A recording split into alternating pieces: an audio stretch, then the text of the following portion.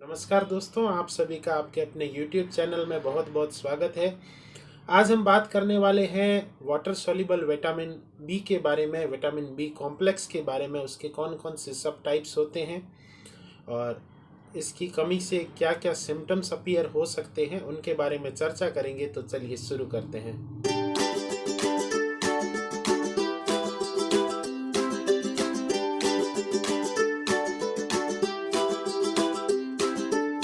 पिछले वीडियोज़ में जब हमने विटामिन्स के बारे में बात की थी तो उनके क्लासिफिकेशन के बारे में भी चर्चा की थी। विटामिन्स ब्रॉडली दो टाइप में डिवाइडेड हैं। पहला जो है फैट सॉल्युबल, दूसरा है वाटर सॉल्युबल।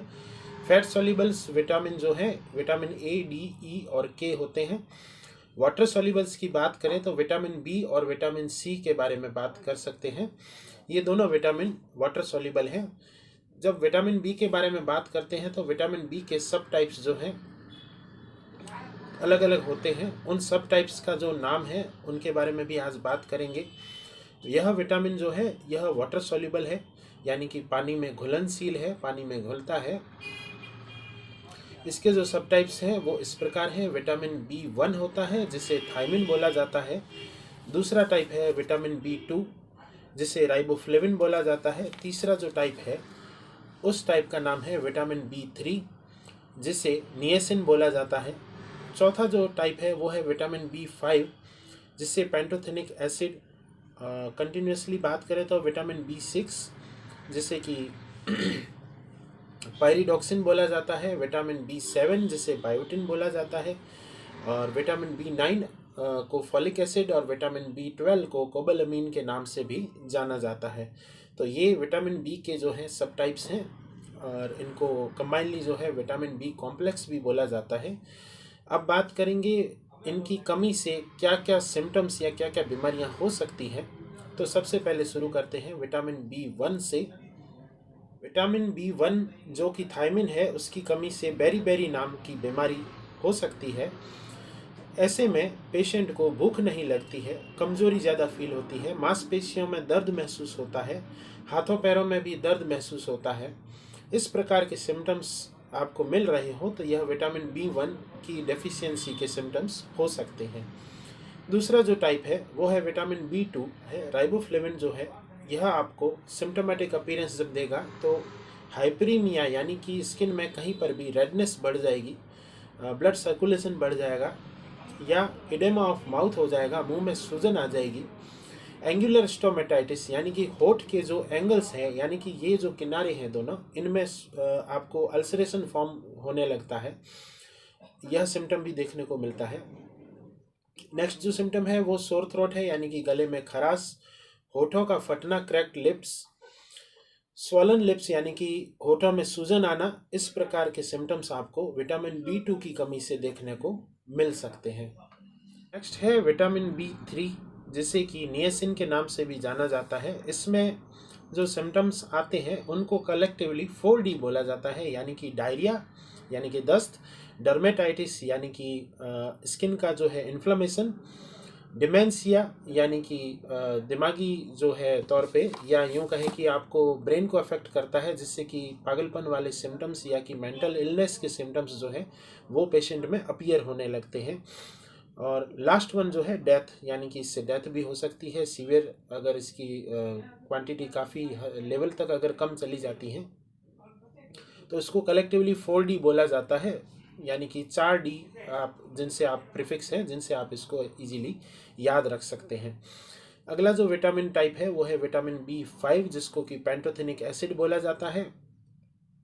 इस विटामिन की कमी से आपको हेडेक यानी कि सिरदर्द, फटीग यानी कि थकान, इरिटेबिलिटी यानी कि आपको चिड़चिड़ापन महसूस हो सकता है, मस्कुलर कोऑर्डिनेशन आपका बिगड़ सकता है, यानी कि मांसपेशियों का जो है अलाइनमेंट है, या यूं कहे कि आप चलते चलते गिर जाना, या प्रॉपर वे में आप किसी भी चीज़ को उठाते हैं या कोई मस्कुलर आप एक्टिविटी करते हैं तो वह आपका कोऑर्डिनेशन बराबर नहीं बन पाता है।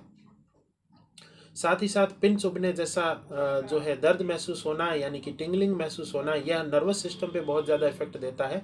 उस वजह से ऐसे सिम्टम्स जो है सूनापन या सुन्नपन या झंझनाहट या इस प्रकार के जो सिम्टम्स हैं पेरीफेरी में आपको देखने को मिल सकते हैं। अगला जो टाइप है वो है B6 यानी कि पायरिडॉक्सिन। इसकी वजह से आपको ग्लोसाइटिस यानी कि टंग का इन्फ्लेमेशन हो सकता है, जीभ में इन्फ्लेमेशन की समस्या आप फेस कर सकते हैं। अगला जो विटामिन है वो है B7 जिसे कि बायोटीन के नाम से जाना जाता है।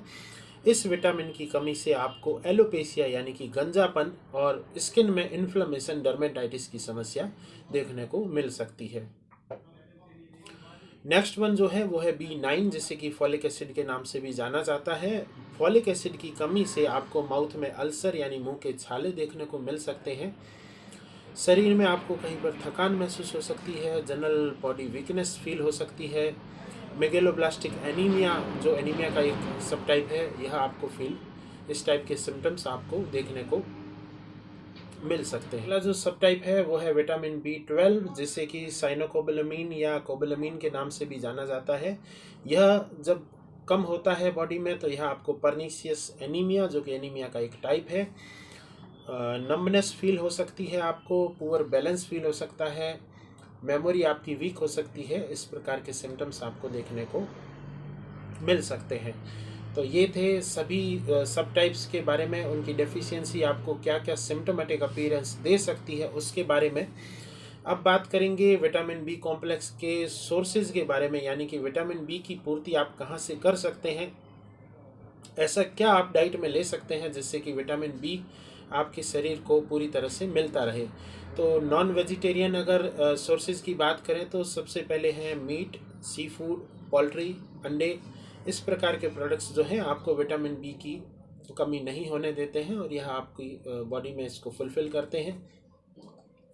वेजिटेरियन डाइट की बात करें तो डेयरी प्रोडक्ट्स यानी दूध से बने हुए सारे उत्पाद, फली वाली सब्जियां जिनमें फलीदार सब्जियां, हरी पत्तेदार सब्जियां, फोर्टिफाइड फूड, दालें, सीरियल्स, यही जो है पीज, ये आपके वेजिटेरियन सोर्सेज हैं विटामिन बी कॉम्प्लेक्स के, जो कि आपकी शरीर की ज़रूरत को पूरा करते हैं विटामिन बी कॉम्प्लेक्स की।